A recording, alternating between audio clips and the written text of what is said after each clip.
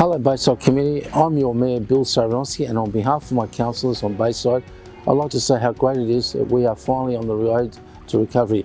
Over the past few months, we've pulled together as a community to overcome being a council of concern with some of the heaviest restrictions. And now we'll pull together as a community to work towards rebuilding our future. Our community is everything at this time. Strong, supportive community will get us back to doing all those things we enjoy. Your council has provided throughout these hard times by increasing grants to community organisations to help the neediest, not charging interest on overdue rates, waiving the fees usually charged for sporting fields and community halls, waiving rental on all council-owned commercial properties, and much more. This support will continue until the 1st of December, when all lockdown restrictions will be fully lifted by the state government. Across our community, many organisations are working hard to reopen, and today we're going to talk about a number of these organisations to find out how they have been coping and what they are going to do to get business back to where it was pre-COVID and the lockdowns. And I can't stress enough how important it is we are all getting behind them and working together. It's really important for Bayside community to get together and work. Our local businesses and organisations are the heart of Bayside, so please, where you can, support them. Buy local, shop local, play local, do all your business locally. Whatever you can do in the next coming months, do it and be local. We'll hear from the Honourable Chris Minns, our State Member for Parliament and Leader of the Opposition and local to Bayside, following a few words of my fellow councillors. And can I take this opportunity to wish you all the best and please keep safe. Thank you. G'day, I'm Chris Minns. I'm the member for Kogarah, which includes part of Bayside Council. Firstly, thanks to everybody in Bayside that got vaccinated. Because of your sacrifice, we can open up in safety and make sure that we protect our community and our family. We've gone through a very difficult period. The residents of Bayside and the businesses of Bayside have suffered some of the toughest restrictions of any community in any part of the country during the pandemic. Their sacrifice was amazing, and the impact on the economy has been extreme, which makes me so angry that the New South Wales government has excluded Bayside Council from the West Invest funds. These are funds that are meant to pick up communities in Western Sydney who've been hit hard by the closure and the lockdowns and the restrictions during the last 16 weeks. We need those funds to lift our businesses up, to make our communities whole. We don't want one business lost or one job gone because people did the right thing and listened to their own government's health advice. My name is Michael Najee and I'm the Deputy Mayor of Bayside Council. There is no doubt that COVID-19 has impacted the wider community and the local businesses in the area. There is no doubt that lockdown has been very tough for everyone, especially the community, and in more particular the local businesses. A lot of the local businesses have struggled, and some of them won't be reopening and some are still struggling. Bayside Council has introduced a relief package to help the community and to help the local businesses, and that's why it's very important to support each other, especially in particular where the local community can support the local businesses.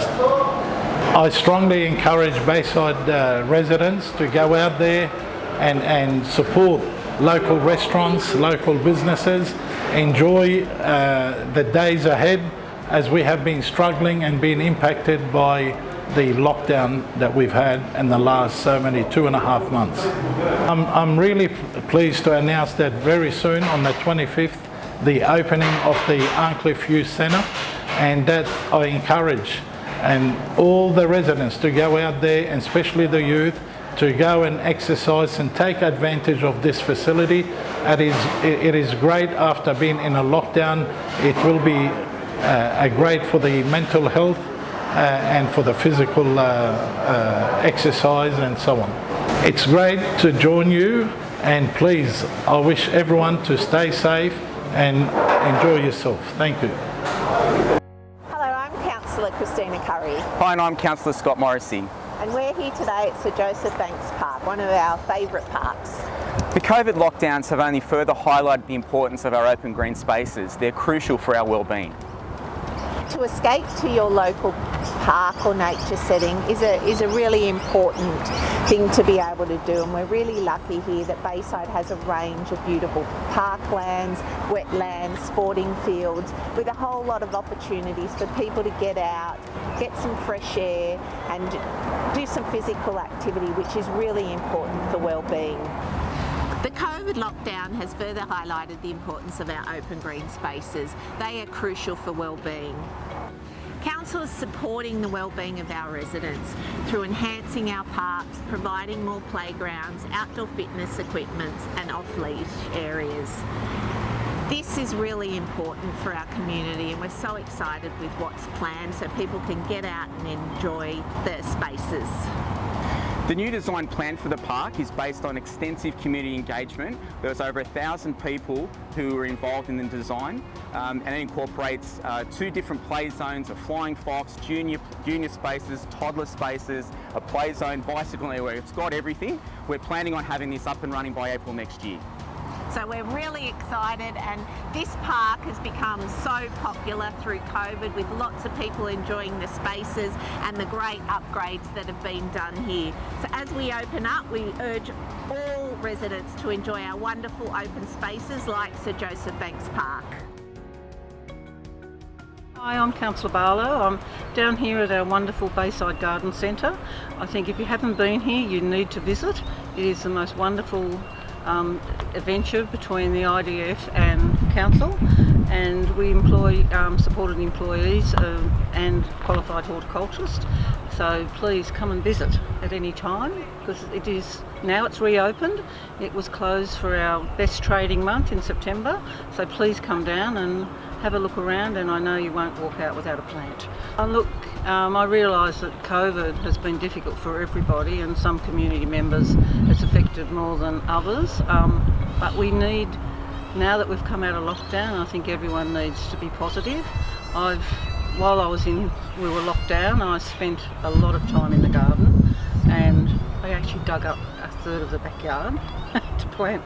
Didn't grow any vegetables, it's all flowers, anything, beautiful roses. So I know it's difficult for everyone, but hopefully we're on the road to recovery. And during COVID, I think everyone was spending so much time at home, and I was cleaning up as well and found our old policy, adopt a tree. So that's now been a policy's being upgraded at Council and be presented to Council, hopefully before the end of this term. And then the other one I was asked about was Verge Gardens. That has to be an upgraded policy as well, but it's a matter of, if you want a tree outside your house, you can ring Council or you can ring me, because we're very happy to increase the tree canopy of the whole city, and we've been lucky to get, I think it's over $100,000 grant to plant and to increase our tree canopy. Good luck to everyone out of lockdown, and hopefully this is the last time, and look after yourselves and keep gardening. Hi, I'm Councillor Dorothy Rapisardi. We're finally on the road to recovery following 2 very turbulent years. The road to recovery looks promising, and we're finally enjoying some freedom to move around and enjoy the things that we've missed during lockdown. One of the things I've missed has been our libraries. I'm pleased to say that our customer service and library staff are working hard to welcome you back to our centres. Our East Gardens and Rockdale libraries will be open Monday to Friday from 8:30 a.m. to 5 p.m. from the 25th of October. Click and collect is still available at East Gardens and Rockdale libraries. I'd also like to encourage you to continue to support our local cafes and businesses that make our community such a wonderful and inclusive place. Christmas is just around the corner, and Council's compiling a free directory of local businesses that will let residents know where they can support and buy local, especially in the lead up to the holiday season. If you're a local business and would like to get involved, please check out our website for more details. Stay safe and buy in Bayside. I'm Councillor Tariq Ibrahim, and I'm here today at our Uncliffe Youth Centre. It's a truly amazing facility. The need for an inclusive youth centre was identified by Council several years ago. It's a safe space for young people from all walks of life to engage not only in sporting activities but also educational programs. We hope you have enjoyed so far the online youth program and activities during lockdown, but we're excited to now be able to get back into business as usual and on the road to recovery. With restrictions easing, we can now safely reopen venues for the community to access and hire. If you're planning an event, a business conference or anything in between, our community halls, centres are excited to welcome you back. So all Bayside community centres, halls, meeting rooms and senior citizens centres will be available for hire from Monday the 25th of October. Let's remember the date, Monday the 25th of October. Now what does that include? That includes our brand new facility, this beautiful facility, the Arncliffe Youth Centre. Our aquatic centres, Botany and Angela Anestis, are now open. I urge you to get out and enjoy what Bayside has to offer. And why not book a tennis court or a golf game at Botany Golf Course? You can book any of the halls or fitness and recreation or any sporting facilities that we have via our website. I am beyond excited about our new freedoms and cannot wait to have a Bayside community back and alive again. Hi, my name's James McDonald. I'm a councillor at Bayside Council and have been since 2008. I'm also, I've lived in the area for nearly 40 years and have been a business owner for over 20 years locally. Now, being in business for nearly 20 years, I haven't seen anything like this over the 20 years of running my own business, small local business. It has been very difficult, but I can see the light at the end of the tunnel, which is very important. Being in small business, I just wanted to touch on what council are doing to help small business, and they're doing a range of things, including waiving fees for footpath training and dining. This is to help cafes to start increasing their patronage again. We're also waiving permit fees and construction sites, and I think too one of the great things that council's doing is also waiving fees for DAs, residential DAs under 100,000. So what that does, that allows then the residents, once their DAs are approved, to go out and find local builders, local trades to assist in getting their business back on track as well. So now we can see the light in the tunnel. It's great to get out there, support local business, local trades. I think it's very important for our recovery. There's some great businesses out there that are local, and it's great to support them. Our councils, their package is nearly over $3.5 million that they're supporting the local community. It's a great incentive, and I'm looking forward for our road to recovery. Ward 5, which is the ward that I represent, has some amazing cafes and restaurants along Cook Park. Great for walking, great to grab that cup of coffee. Even sometimes just a small purchase of a cup of coffee just helps our local businesses and helps them on the road to recovery. Hello everyone, I'm Councillor Joe Awada. I'd like to thank the Bayside community for their patience during lockdown. Well done everyone. Over the past few months, I've been fortunate enough to enjoy daily walks along Cook River and down to the foreshore of beautiful Botany Bay. We are so blessed in Bayside to have such a stunning open spaces within easy walking distance. There are passive and active recreational areas for all to enjoy. They contribute to our sense of well-being, and they offer opportunities for everyone from competitive sport, family picnics, walking and cycling. It's never been more important to look after our physical and mental health. I'm here today at our foreshore, where Council annually delivers a summer foreshore program to help maintain safe and enjoyable community spaces for residents and visitors alike.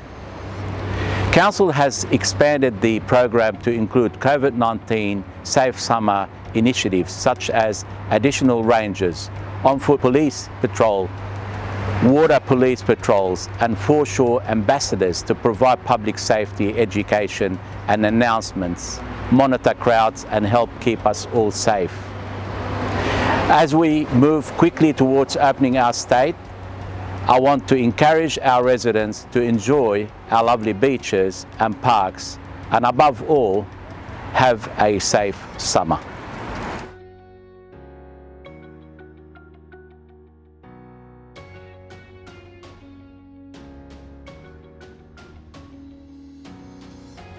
G'day, my name's Dougal. I'm one of your local Bayside councillors, and I'm here today with Fred from the Bayside Men's Shed.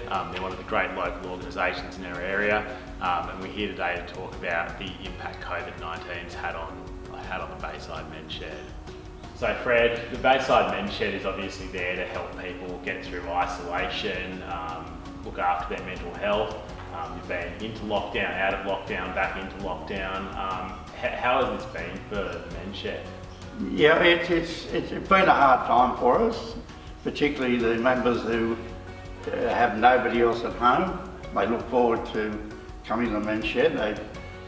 Some of them spend all our opening hours here. Others, of course, only come once or twice a week.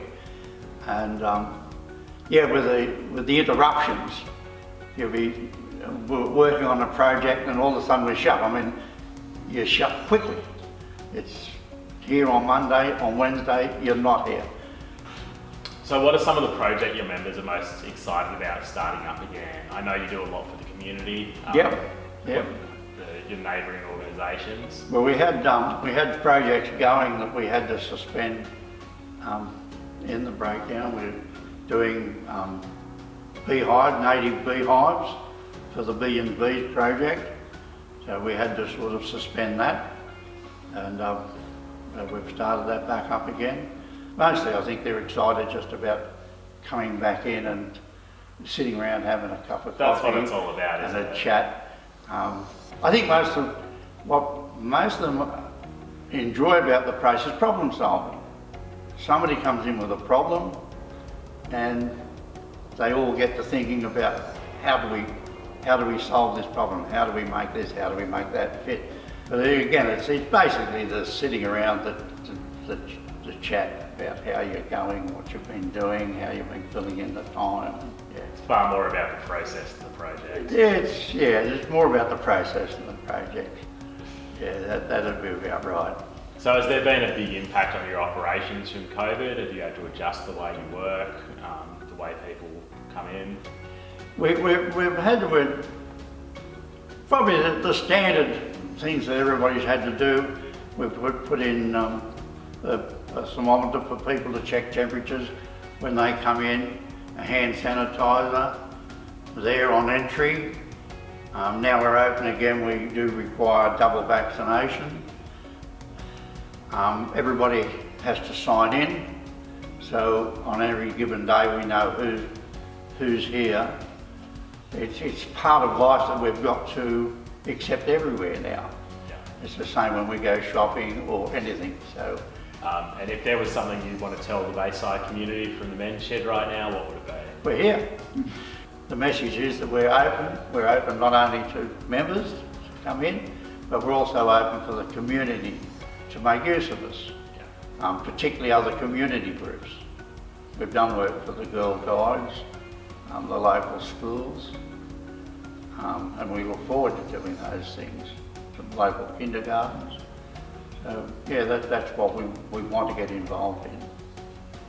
Yeah, raring to help. Yeah, raring to go. Fred, thanks so much for your time. I'd really encourage everyone to get down to the Bayside Men's Shed. It's a fantastic organisation and I guarantee you'll have a great time. Well, thanks for giving us the opportunity to put our case forward for what we do and to increase our membership. I'm here with Paul Taliana, and great to have you here today, Paul. And Paul was the Bayside Sports Person of the Year last year, and Paul began playing soccer with the Pagewood Botany Football Club, and 50 years ago? Well, maybe from 1967. Excellent. Well, a lot of parents and families are going to be looking for things for their children to do, particularly, you know, for well-being and mental health and those sorts of things. So for parents that are looking to get their children involved, what can Pagewood offer? We're going to have a 4-a-side competition starting on the 3rd of November. And also that's from the age of 5 to the age of 12. And also what we'll be having in November, we'll be having trials for the 8 to 12s, boys and girls, and the trials will consist of getting these teams prepared for next year. Can get in contact via your Facebook page or Absolutely. Email, absolutely. And any parents that want to volunteer as managers or coaches, the club's always looking for that real family club, and just to get together and have an enjoyable time. For sure, 100%. G'day, my name's Ed McDougal. I'm one of your local Bayside councillors, and I'm here today at Barton Park, the site of one of Council's most exciting new projects. So planning is almost complete for the redevelopment of this park as a sporting and recreational hub, incorporating new sports fields, tennis and multi-purpose courts, outdoor exercise stations, a regional playground and walking and cycling trails. Barton Park on the shores of the Cooks River and with a front row view to the airport is going to become one of our area's most spectacular and valued green spaces. As we open up, I urge all of you to enjoy our precious open spaces like Barton Park. Today I'm here with Bruce Spiteri from the St George Football Club, and we're here to talk a bit about how their journey's been through COVID. So Bruce, can you tell us a bit about how COVID-19 has affected the club? Well, it's obviously impacted on the ability for the club to finish the season, and we've had numerous occurrences where it's impacted financially on the club as well. Going into the new season, with the lockdown, very difficult to organise trial, to organise grading, very difficult for people to be in touch on a one-on-one basis, and most of the occurrences of training and trials and that have always been one-on-one. So with COVID, it's very difficult to go through that process, and so we relied very much on social media and the website to contact people and to move forward for the new season. Obviously at the end of last season it happened so quickly that there was very little we could do, but trying to stay in touch with the existing membership and coaches and all of that, we took quite a bit of work on social media and through the website, as I said. So other than that, we're looking forward to going forward. It's going to be different because we've only just started putting the teams together, and hopefully from the 1st of November, 16 over, no jab, no play, we'll be going ahead with training. So as we start opening back up again, what are the club and your members most excited about? I think the club and the members, obviously, the kids want to get back playing, the coaches want to start implementing their programs. We want to get out there and get everyone back together again and build a club spirit. The club's been struggled over the last few years, so we're trying to implement some new programs and some new initiatives. So now that you are opening back up, what's the best way for people to get involved with the club? Well, the best way is we're always looking for volunteers, but also we've got people registering now. We're just about full now with people registering, which has been a fantastic result because of our constraints because of COVID.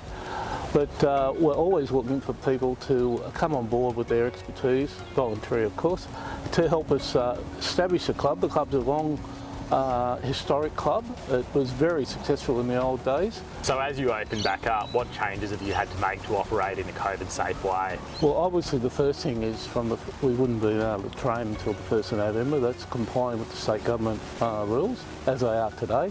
They do change regularly. But we've instituted a policy of no jab, no play. So anyone over 16, including coaches, and most of our coaches are definitely over 16, all have to have the jab twice. We've got a COVID marshal.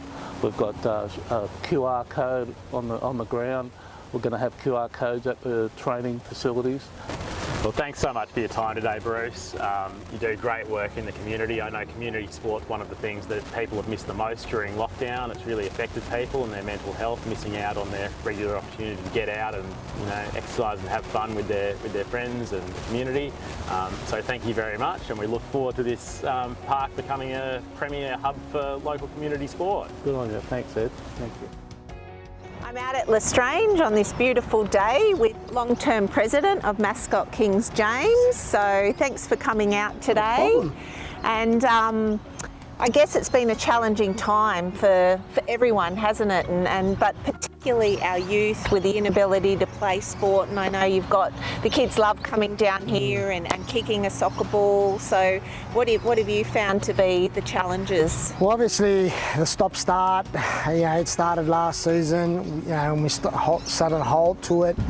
And again this season, we thought, okay, we've seen the end of COVID, but obviously it reared its ugly head again. And that's the sad bit, because kids were just starting to find their element, and we actually grew as a club, which was great. So that was one positive that came out of it. But obviously the negative part was the stopping of it and kids missing out. And as a community club, we like to give back, and we like to see kids keeping fit and active, and not just the kids but the adults as well. So yeah, that was a bit of a dampener during this tough time. Yeah, it's been hard, but like all clubs, you've got a great volunteer base, haven't you? And you rely on, like yourself, yes, you rely on volunteers to come out, and particularly it's going to be really important for young people with mental health and wellbeing concerns. So about getting them back playing into sport, and as a community, we're so lucky to have sporting clubs, yes, that provide that. So what are your plans to sort of get the kids back out on the field? Well, now it's coming into the new season, so all the prepping starts now. So it's, we rely on the two main social media pages, your Facebooks and your Instagrams, that we keep our members up to date with. We push it out to our existing members to start looking about getting into preparations for next season. So the more we talk about, the more excitement it generates. So, fingers crossed, we've seen the last of COVID and we start seeing the rainbow. So hopefully we start seeing a lot more kids out and about. So if parents want to get their kids involved, or kids want to get involved, what's the best way for them to? Again, the two main social media pages, the Instagrams and our Facebook posts, we usually post on there about how things are going and when and best to contact us. But any time's a good time to make contact with us, and someone will get back to them straight away. And congratulations to the club on, coming up to 50 years. That's an amazing achievement, and all your volunteers and all the people that get involved.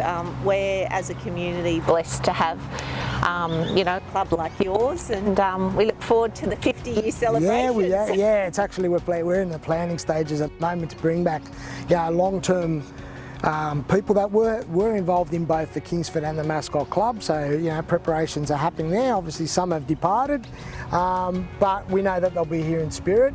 Yep. And so the preppings are coming along slowly but surely. We'll have a big one next year for everyone involved. And we invite people of every nationality and culture, race, age.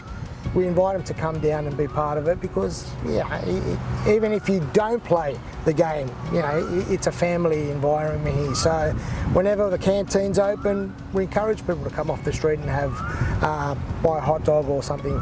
Which is fundraising for the club. That's right. It goes back into the club. But like I said, no one gets paid here. We do it purely because we do it for the love of it, and put a smile on someone's face is, in these tough times, it's a rewarding thing. Well, thank you for everything that you do, and it'd be great to see the kids back out on the pitch and having a great time. Yeah, absolutely. Hi, I'm Irene and I'm the Chair of Football St George. I'm here today at Adel Reserve Football Ground. Football St George was established in 1924 and we're the governing body of football in the St George area. We have 22 clubs that are affiliated with the association, 9 of which are within the LGA of Bayside Council. We have over 10,000 participants and we rapidly growing each year with both female and male participants across all levels of the game. The last few months have been really, really tough during the lockdown restrictions, but we are so excited with community sport opening up. We've got some great programs opening up to the St George area, a special needs program, Kick On for Women program, as well as some of our football returning. So get involved. We're really excited to see you all back on the pitch. For anybody who wants to get involved with football, we strongly encourage you to reach out to one of our amazing local clubs as a volunteer. We're always looking for volunteers. Our clubs are run purely by volunteers, and you're certainly welcome to reach out to the association and have a chat to our friendly staff. You can find us on social media. We have a Facebook page and a web page which will provide you with additional information in relation to our affiliated clubs and the programs that we're currently offering. The message that we have for you all is we ask you to stay strong. We ask you to abide by the rules.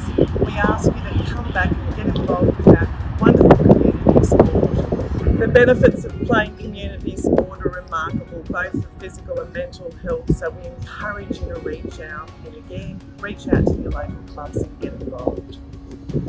Hi everyone, my name is Councillor Scott Morrissey from Bayside Council, and I'm here with the General Manager of Bayside Women's Shelter, Taliana Faulkner, in the beautiful Sir Joseph Banks Park with the lovely playground behind us, so welcome. Thank you, Councillor Morris. Just the first question to get started. Everyone's been on a COVID journey. Everyone has a different sort of journey. What does that mean for the shelter? Yeah, so at Bayside Women's Shelter, we've, it's been challenging, just like everybody during these crazy times.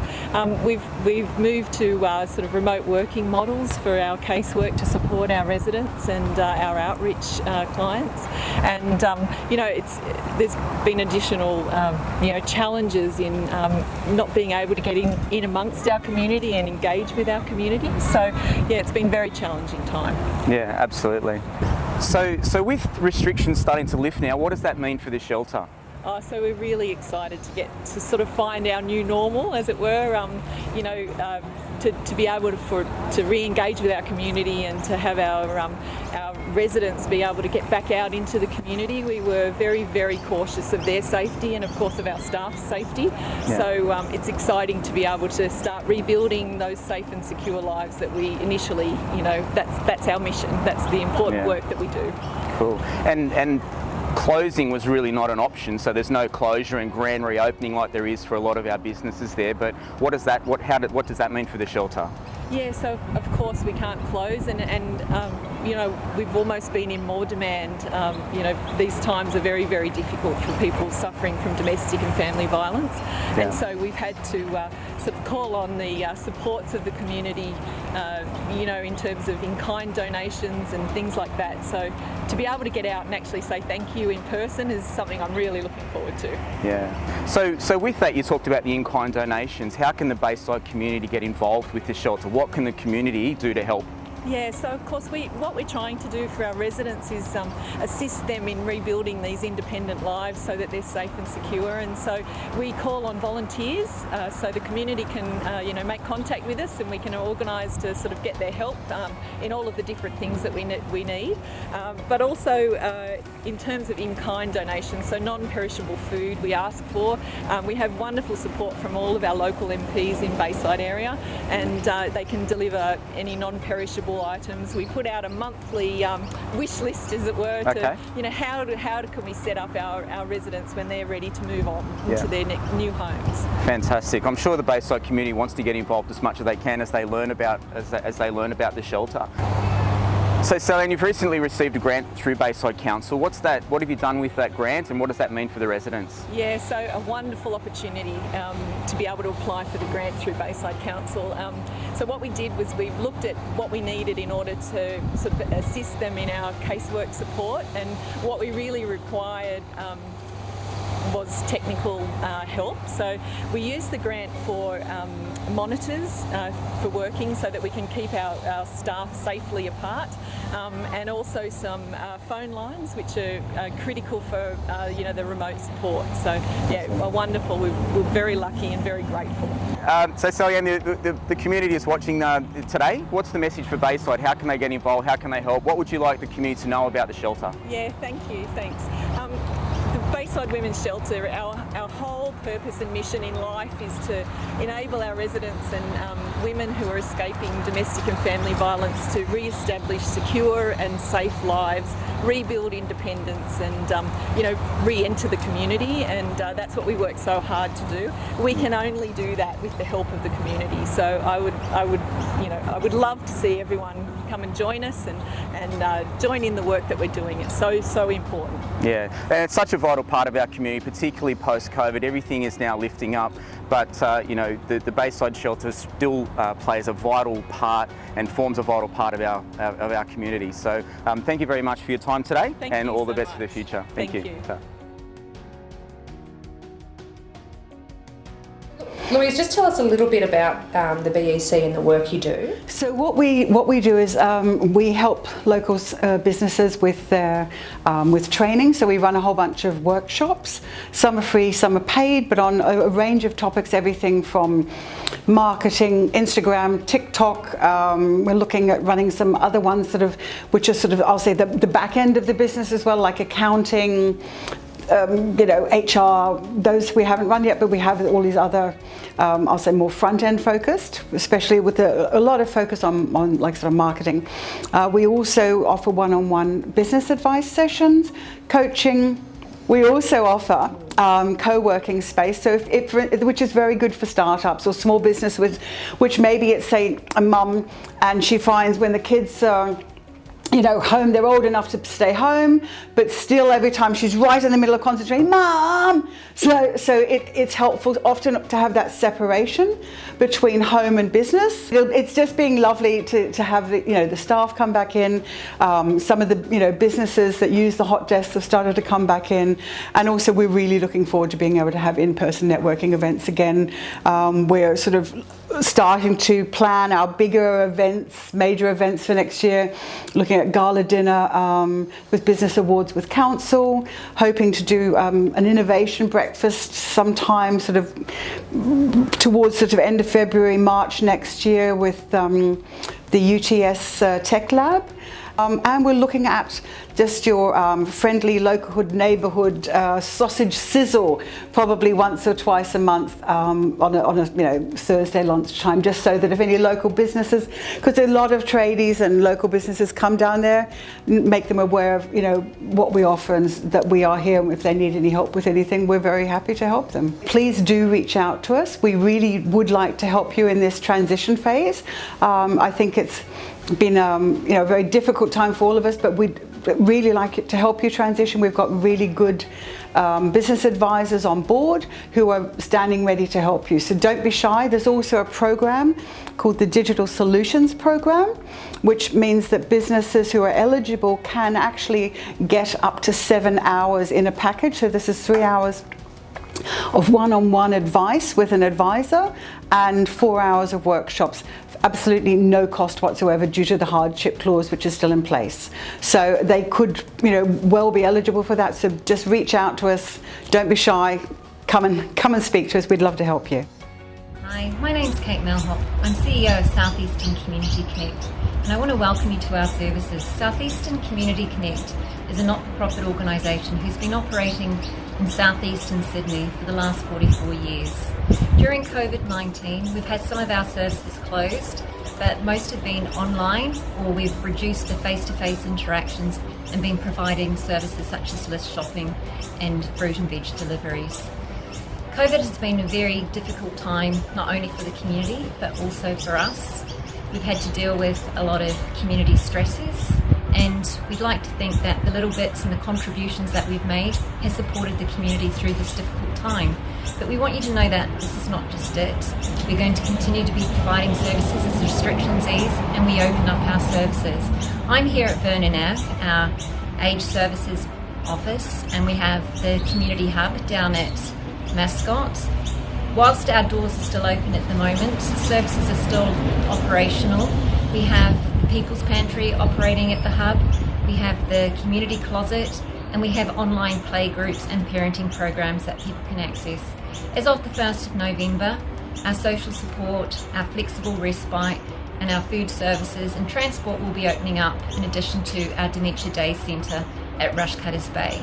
And we welcome you back to all of these services.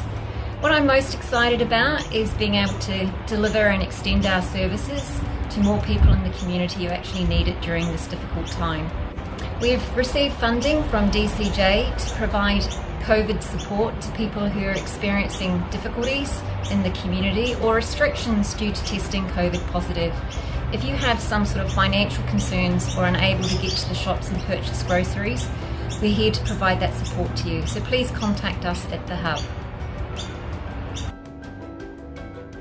Blown away by the amount of support that has been shown by our local community during the lockdown period of 2021. I would like to say a special thank you to Welcome Dose and Perry from Social Society and all his friends for donating such amazing groceries to people who are doing it tough at this time. And the generosity just keeps flowing in. So we want to say thank you to you and all the individual community members who have dropped in groceries, who've done Coles or Woolworths online orders. And this has just made such a difference to our local community. So thank you so much. We're really excited about reconnecting with you slowly as restrictions ease, and we'd also like to invite you to go to our People's Pantry page on the website. It's bit.ly/People's Pantry. So you can go and find out more about what we do to relieve food insecurity in the local community and find out ways that you can help us to help others who are doing it tough at this time.